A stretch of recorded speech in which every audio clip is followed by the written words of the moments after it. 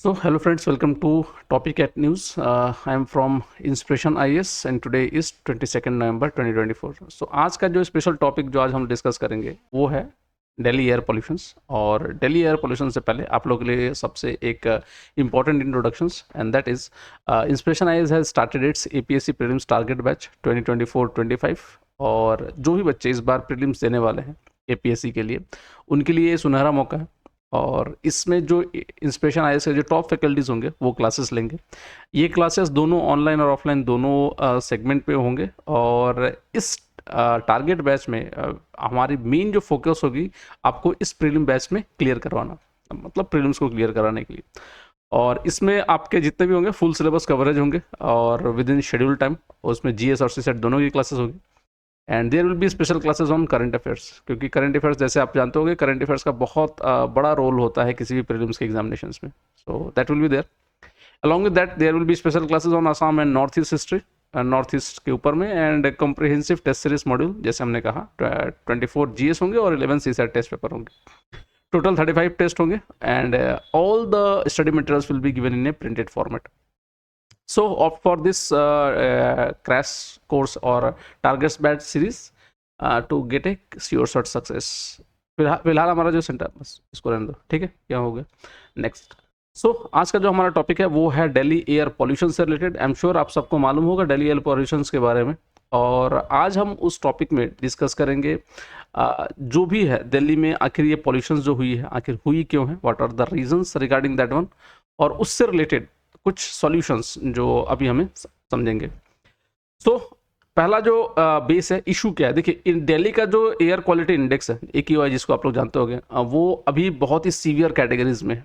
और ऐसी कैटेगरीज हैं, इट मीन्स ऑलमोस्ट अराउंड आप जैसे समझ सकते हैं कि जो आदमी अगर 500 अगर मतलब 50 अगर कोई सिगरेट पीता है उतना ज़्यादा पॉल्यूटेड है दिल्ली का पॉल्यूशन। और ये हमारे कैपिटल के लिए थोड़ा बहुत ही डेंजरस और अलार्मिंग सिचुएशन है। Furthermore, not only Delhi but also other cities in India are also outside the countries are experiencing poor air quality. देखिए सिर्फ ऐसा नहीं है कि सिर्फ दिल्ली में ही है, दूसरे अगल बगल के कुछ शहरों में भी दिक्कत हो रही है। बट दिल्ली के लिए ये शहर मतलब ये जो प्रॉब्लम है आम है, क्योंकि हर ठंड में जब भी ठंड आती है तो हमें यही दिल्ली के पॉल्यूशन को लेकर हमें सबसे ज़्यादा चिंता हम लोग को होती है। सो आज थोड़ा समझेंगे आखिर इशू क्या है and what are the reasons and what can be the probable solutions so that we can get through the issues. सबसे पहले थोड़ा रीजंस जान लेते हैं। एयर पोल्यूशन होता क्या है, जैसे आप सबको मालूम होगा air pollution is the contamination of the environment whether indoor और आउटडोर। अच्छा देखिए यहाँ पर इंडोर एयर पोल्यूशन का ही बड़ा इंपॉर्टेंट फैक्टर्स होता है, सिर्फ आउटडोर ही नहीं है, इंडोर भी है। और इंडोर एयर पोल्यूशन से ही बहुत सारी प्रॉब्लम्स होती है, जैसे कि गृहिणी ले लीजिए या घर में जो हाउसवाइफ होती है उनके लिए इंडोर एयर पोल्यूशन बहुत ज़्यादा खतरनाक होता है। एंड ऑब्वियस सी बात है आउटडोर तो है ही। और ये जो दोनों जो पॉल्यूशंस होते हैं वो दोनों chemical as well as physical agents होते हैं और इवन बायोलॉजिकल भी कह सकते हैं। So again what are the issues. So each year indoor and outdoor air pollution is responsible for nearly 7 million deaths around the globe.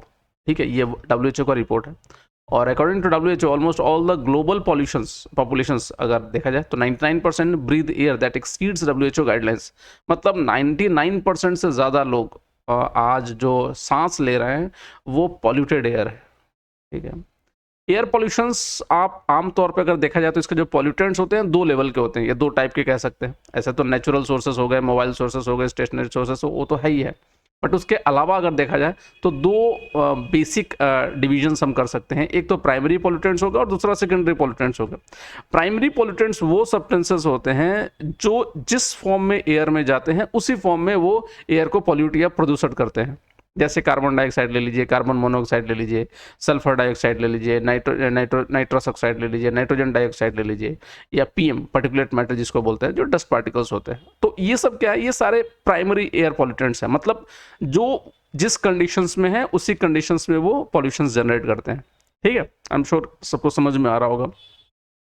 और second level पे देखा जाए तो इसको सेकेंडरी एयर पॉल्यूटेंट्स बोलते हैं, मतलब कि ये वो सब्सटेंसेस होते हैं जो प्राइमरी एयर पॉल्यूटेंट्स हवा से इंटरेक्ट करके या दूसरे केमिकल से इंटरेक्ट करके they convert into something other things. ठीक है, तो SO3 हो सकता है, HNO3 nitric acid, sulphuric acid, H2O2, O3, PAN, और मोस्ट ऑफ द सब्सटेंसेस, ये सब सारे क्या हो गए, these are all secondary air pollutants. तो आज हमें दोनों से प्रॉब्लम है, primary as well as secondary दोनों ही। ठीक है, थोड़ा और देखा जाए अगर एयर पोल्यूटेंट्स के बारे में, तो पर्टिकुलेट मैटर आप लोगों को मालूम होगा, जैसे कि जिसमें आप लोग पीएम समझते हो, पीएम 2.5 ले लीजिए, 2.5 से लेकर 10 माइक्रोन तक। तो अगर मान लो कोई डस्ट पार्टिकल्स जो पीएम आप समझ लीजिए पर्टिकुलेट मैटर के साइज के हिसाब से डिसाइड होता है, और 2.5 से लेकर 10 माइक्रोन अगर कोई डस्ट पार्टिकल्स का साइज है तो उसको कोर्स पीएम बोलेंगे। ठीक है, वो ठीक है, पॉल्यूशन तो वो भी करता है, बट वो उतना ज़्यादा हार्मफुल नहीं होता है कंपेयर टू छोटे वाले। जितना ज़्यादा छोटा होगा उतना ही ज़्यादा डेंजरस होगा। अगर हम फाइन पीएम ले ले तो वो लेस देन 2.5 होगा माइक्रोमीटर, और अल्ट्रा फाइन अगर बोला जाए तो लेस देन 0.1 माइक्रोमीटर होगा। दिस इज मोस्ट डेंजरस, समझ सकते हैं। It can go inside our even blood also.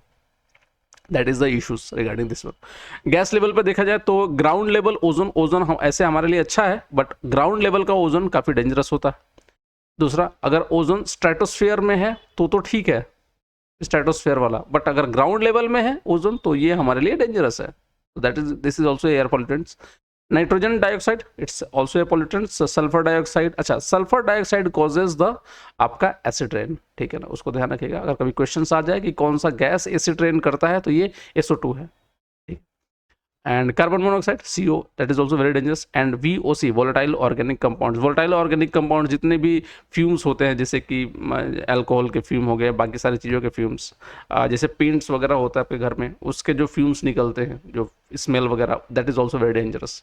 तो they all come under the volatile organic compounds. So these all are the pollutants. आगे बढ़ते हैं।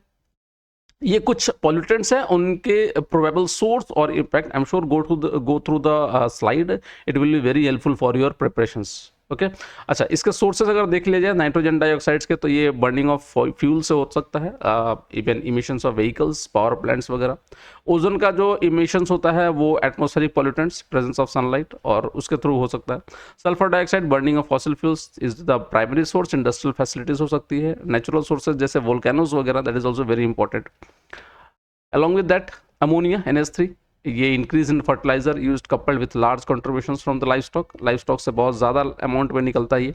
लेड, जैसे आपको मालूम होगा, नेचुरली ये टॉक्सिक होता है मेटल्स, ये अर्थ क्रस्ट में मिलता है, और माइनिंग और स्मेल्टिंग के थ्रू ये बाहर निकलता है, और जिसके चलते हम सांस में लेते हैं इसको, तो that is also very dangerous. That is lead. फिर कार्बन मोनोऑक्साइड, ऑब्वियस सी बात है, अगर कोई फॉसिल फ्यूल हम लोग जला रहे हैं और वो मतलब लेस ऑक्सीजन में प्रेजेंस में जल रहा है, that converts into carbon monoxides. And carbon monoxide causes आपका मतलब जिसमें जो जलने से जो आदमी, जो किसी घर में आग लग जाने से जो अधिकतर जो डेथ होती है ना, वो कार्बन मोनोऑक्साइड पॉइजनिंग से होती है। तो that is the concept. Next, थोड़ा और आगे बढ़ा जाए तो you can go through this impact of air pollution on health के ऊपर में एयर पोल्यूशन का काफ़ी ज़्यादा इम्पैक्ट पड़ता है। जैसे कि आज दिल्ली में ही ले लीजिए, दिल्ली में जैसे कि आज जो एयर पोल्यूशन का जो कंडीशंस है, वो कहा ये जा रहा है कि हर रोज़ इंसान अगर दिल्ली में रह रहा है तो वो अपनी ज़िंदगी का 5 से 6 साल घटा रहा है। ये फैक्ट भी है, और it causes almost around regularly आप 50 सिगरेट्स पीने का जितना पोल्यूशन आप अपने अपने लंग्स के अंदर में ले रहे हैं अगर आप दिल्ली में रह रहे हैं तो। What are the impacts on health? It's very dangerous. Air pollution is one of the leading environmental threats to human health and is responsible for approximately 1 in 9 deaths. This is very alarming, ध्यान रखिएगा, and about 7 million premature death worldwide every year. That is a bigger issues. Economy में अगर देखा जाए, it causes various problem, जैसे कि lower labour productivity. अगर सांस दम घुटेगा तो आखिर प्रोडक्टिविटी, लेबर काम नहीं कर पाएंगे, और वो ज़्यादा प्रॉब्लम क्रिएट करेगा। ठीक है, क्योंकि उससे इकोनॉमी की जो बहुत ज़्यादा डैमेज होती है। Lower consumer footfalls, that is also very dangerous. And welfare of losses, increased health expenses, that are the bigger causes. World Bank report, it's also given that the cost of health damage caused by air pollution amount to 8.1 trillion per year, equivalent to लगभग 6.1% of global GDP. Next, impact on environment. Ground air pollution significantly impact terrestrial ecosystem, leading to various respiratory and pulmonary disorders in both animals and humans. तो ये तो है ही है। अच्छा देखिए, air pollution के चलते सिर्फ एनिमल्स और ह्यूमन का ही नहीं, प्लांट्स का भी इश्यूज होता है। इसमें होता क्या है कि जितने भी डस्ट पार्टिकल्स होते हैं वो प्लांट्स के पत्तों के ऊपर में लग जाते हैं, और जिसके चलते अब क्योंकि बारिश, ठंड भी है और बारिश भी नहीं होती है, तो धुलते भी नहीं है वो पेड़ों पे लगे हुए जो डस्ट पार्टिकल्स है, जिसके चलते इट कॉजेस मोर डैमेजेस। फिर वही फोटोसिंथेसिस और बाकी चीज़ों में दिक्कत होती है और प्रोडक्टिविटी कम हो जाती है। दूसरा, मैरीन इकोसिस्टम को भी दिक्कत होता है, जैसे लेक में एसिडिफिकेशन हो सकता है due to in fall of SO2 and sulphuric acid. Eutrophication is also very dangerous. It causes contaminations of the ponds and the accumulations of mercury in aquatic food. That is also very dangerous. This process can indirectly harm the health of living beings. Additionally, the concentrations of greenhouse gases in the atmosphere has long-term environmental implications. ठीक है, तो these are the issues. Along with, आगे बढ़ा जाए, government के कुछ initiatives हैं. There are various programmes that government has started to minimise the air pollutions, but ये कोई भी प्रोग्राम फिलहाल हमारे या तो इम्प्लीकेशंस लेवल पे नहीं है या उसके कुछ उतने इफेक्ट जो आने चाहिए वो नहीं आ रहे हैं. जैसे सबसे पहला एडमिनिस्ट्रेटिव फीचर्स अगर लिया जाए तो एक तो air prevention and control of pollution act 1981 पास हुआ था, जिसमें government implements actions of air quality regulations and pollution abatement under various provisions of air prevention and control of pollution act 1981 which outline the mechanisms and authorities responsible for addressing the issues. मतलब ये authorities को mechanise किया था कि भाई आप कैसे इसको प्रिवेंट करोगे. दूसरा, national air quality monitoring programme भी लॉन्च किया गया था, executing a nationwide programme for monitoring ambient air quality, जिसको हम लोग नेशनल एयर क्वालिटी इंडेक्स भी बोलते हैं. दूसरा, नेशनल क्लीन एयर प्रोग्राम चालू किया गया था. This initiative was launched by the ministry of environment, forest and climate change in January 2019 with the goal of improving air quality in 131 cities. और ये aim to reduce PM10 concentration by 20 to 30% compared to the baseline level record in 2017. That is also very important. 2017 important है, याद रखिएगा. And target was 2024. Then next अगर आया जाए तो कुछ probable solutions. Graded Response Action Plan GRAP, जिसको आज रिसेंटली दिल्ली में ये लॉन्च किया गया है. तो GRAP क्या है? तो GRAP was first notified in January 2017 by the Ministry of Environment, Forest and Climate Change. ये क्या है? This was based on a plan that was submitted by the Central Pollution Control Board in November 2016. And according to the notifications, the task of implementing the GRAP fell on the now dissolved Environment Pollution Prevention and Control Authority for NCR. And from 2021 onwards, the GRAP is being implemented to the Commissions for Air Quality Management. और air quality index जो है, the colour coded AQI भी launch किया गया है. अच्छा, यहाँ पर हम लोग ग्रैप को थोड़ा देख लेंगे आखिर ग्रैप क्या है. तो it was launch in India, और एयर क्वालिटी इंडेक्स इसको लॉन्च किया गया था 2014 में. And it helps the public and the government understands the conditions of air and what subsequent measures are to be taken to combat the situations based on the severity. The pollutant measures included PM10 से लेकर 2.5 भी है, nitrogen dioxide है, ozone है, carbon है. And there are 6 category of AQI index. कौन कौन सा? गुड, अगर 0 से 50 तक है तो गुड है. मॉडरेटली पॉल्यूटेड है तो 101 से 200. और वेरी पॉल्यूटेड अगर बोला जाए, वेरी पुअर, तो 301 से लेकर 400 तक. सेटिस्फैक्टरी 51 से लेकर 100, पुअर 201 से 300 एंड सीवियर 401 से 500. और दिल्ली इससे भी ज़्यादा है, लगभग 1700.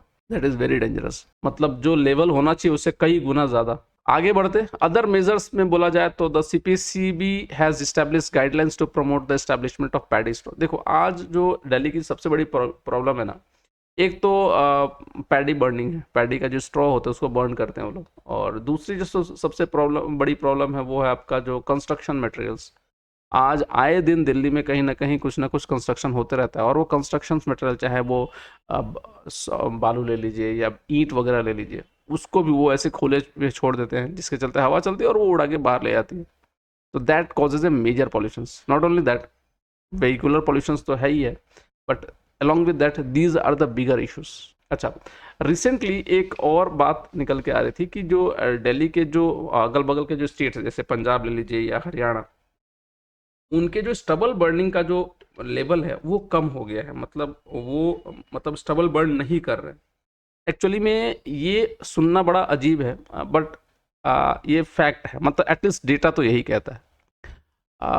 इस डेटा के पीछे एक सबसे बड़ी प्रॉब्लम ये है कि जो जितने भी लोग हैं, जो भी फार्मर्स वगैरह हैं, फार्मर्स क्या कर रहे हैं ना, वो हमारे मतलब जो इन्वेस्टिगेटिंग एजेंसीज या यूँ कह लें कि सैटेलाइट को धोखा दे रहे हैं. कहने का मतलब ये है कि they knows, our farmer knows कि कौन से टाइम से लेके कौन से टाइम तक सैटेलाइट वहाँ से गुजरता है. मतलब आप समझ रहे हैं ना कि ये समथिंग लाइक दिस. सैटेलाइट जहाँ से गुजरता है उनको आइडिया है, और जिसके चलते वो उस समय जला नहीं रहे हैं. उसके बाद जब सैटेलाइट वहाँ से चला जाता है तब जलाते हैं उसको. That is also a bigger problems. मतलब इस लेवल पे जाके अगर इस तरह की चीज़ें कर रहे हैं तो दैट इज़ वेरी अलार्मिंग। और सो गवर्नमेंट को ये नहीं देखना चाहिए कि कहाँ से कितने धुएं आ रहे हैं, बट ये देखो कि कितने जले हुए एरिया है, उसको मेजर करना चाहिए। बट दूसरी सबसे बड़ी बात ये है कि आखिर लोग ऐसा कर ही क्यों रहे हैं, मतलब क्या हमारे पास सॉल्यूशंस नहीं है? तो बात ऐसी नहीं है कि सॉल्यूशंस नहीं है, या तो गवर्नमेंट उन सॉल्यूशंस को सही तरीके से लोगों को बता नहीं रही है, ये सबसे बड़ी प्रॉब्लम हो सकती है। दूसरी, पॉलिटिकल विल उस हिसाब से नहीं है। और तीसरा, आपका इकोनॉमिक विल, तीनों नहीं है। तो इन तीनों से कॉम्बैट करने के लिए गवर्नमेंट को बहुत ज़्यादा लेवल पे काम करने की ज़रूरत है। कुछ प्रोबेबल सॉल्यूशंस लोग बता रहे हैं कि कैसे कैसे हम इसको हटा सकते हैं।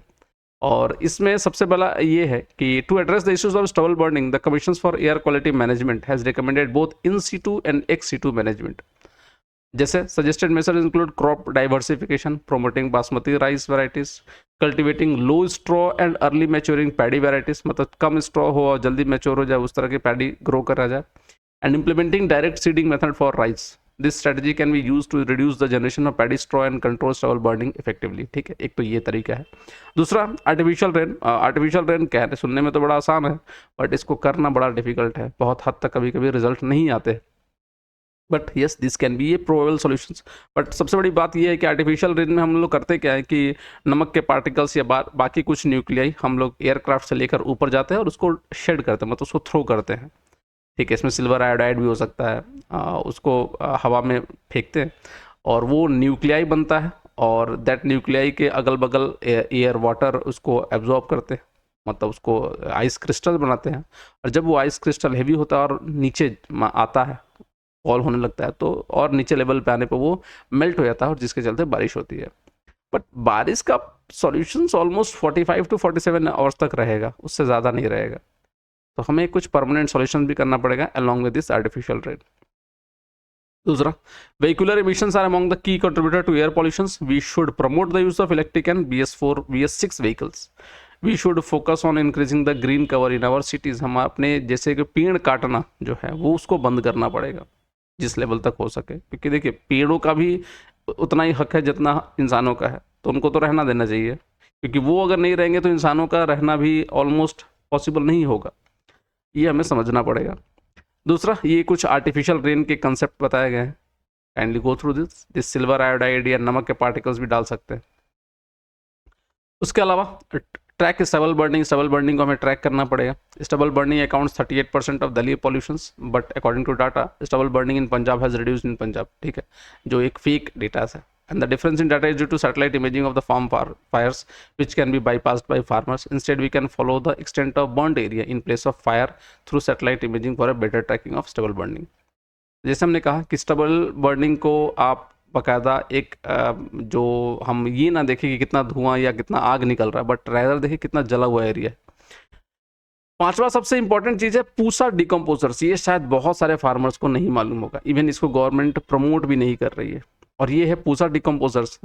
The scientist have developed A bio decomposers technique called Pusa decomposers. ये एक तरह का स्प्रे होता है जो आप स्टबल के ऊपर में अगर डाल दीजिए तो अपने आप ही वो कंपोज हो जाएंगे और वो वापस ग्रो हो, मतलब वो एक तरह से मैन्यूर में कन्वर्ट हो जाएंगे।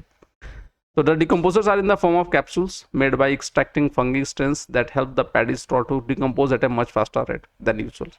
And the fungi help to produce the essential enzyme for the degradation process. ठीक है, नेक्स्ट जो है, जो IIT कानपुर ने बहुत इंपॉर्टेंट सजेशन दिया था कि भाई आप जितने भी कंस्ट्रक्शन मटेरियल्स हैं ना उसको आप ढक दीजिए। और दिल्ली की सबसे बड़ी पॉल्यूशंस ये है, ये तो आम जो दिल्ली वाले हैं उनको भी मालूम होगा, मैं खुद भी दिल्ली में रहा हूँ, रहता भी हूँ, और जो जानते हैं कि लगभग 50% जो पॉल्यूशंस होते हैं ना ये कंस्ट्रक्शन मटेरियल से होते हैं, क्योंकि आए दिन हर दूसरे तीसरे दिन तो वहाँ बिल्डिंग टूटती है और जिसके चलते वो कंस्ट्रक्शन मटेरियल्स उड़ते रहते हैं। That is a bigger issues. Next is fitting of power plant and other filters. हम लोग जितने भी पावर प्लांट्स हैं उसमें फिल्टर्स लगाएं, कैटालाइटिक फिल्टर्स, ताकि उससे भी इमिशंस कम किया जा सके। That is also the bigger solutions. And उसके बाद अगर देखा जाए we can also go through some other segments like, एक तो लोगों को एजुकेट करना ज़रूरी है कि भाई मतलब आज हमारे जो वहाँ के जो जितने भी म्यूनिसिपल के जो लोग हैं वो क्या करते हैं कि जो जितने भी अगर मान लीजिए कूड़ा कचरा अगर इकट्ठा करते हैं वो उनको जला देते हैं, and that causes bigger issues. तो कहीं ना कहीं उनको भी एक तरह से अवेयर करना पड़ेगा क्योंकि अगर वही गलती करेंगे तो फिर तो इट इज़ नॉट वेरी मतलब easy to control the air pollutions. So government को तीनों लेवल पे काम करना पड़ेगा। First, government has to go through the political wills. Government के पास पॉलिटिकल विल होना चाहिए और ये किसी पार्टी पॉलिटिक्स से उठ के एक जनरल प्रॉब्लम्स को समझना पड़ेगा। And second is the economic will. पैसे इन्वेस्ट होंगे इसमें, so in order to do that we have to invest the money, so that at least जो हमारे जो मेडिकल के ऊपर में जो कॉस्ट लग रहा है उस कॉस्ट को हम कम कर सकें। क्योंकि फिर यहाँ से हम अगर यहाँ पर कम इन्वेस्ट करेंगे तो मेडिकल के ऊपर में कॉस्टिंग ज़्यादा पड़ेगी, एंड मिला जुला के देखा जाए तो उतना ही पड़ जाएगा। And last, that is most important, awareness. Education is the most important thing. We need to aware our farmers, we need to aware our citizens, and we need to aware the students. Hope ये content आपको समझ में आएगा। That is all regarding the Delhi air pollutions. And for all of you a more important information, जैसे हमने कहा APSC CC we have started the prelims target batch. To take the benefit from this batch, do enroll by calling in this number. We have our centers in Guwahati and Jorhat. You can even call in this number or log into this website. So thank you all, and for more such content please do subscribe to our YouTube channel, which is available in the YouTube, and just write Inspiration IAS Live. You'll get many other study materials which will be free of cost along with on various segments or series. Thanks a lot. Take care.